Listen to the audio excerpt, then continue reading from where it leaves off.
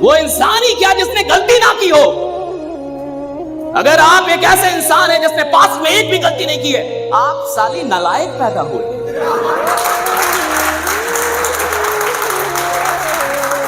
तुमने गलती नहीं की, कैसा जीवन जिया? तुमने कोई गलती नहीं, कैसा जीवन जिया? तुमने किसी का पीछा नहीं किया, गलती नहीं की, दो चार गाली नहीं दी, किसी से लड़े नहीं, खा जी भी रहे थे। क्या कर रहे थे?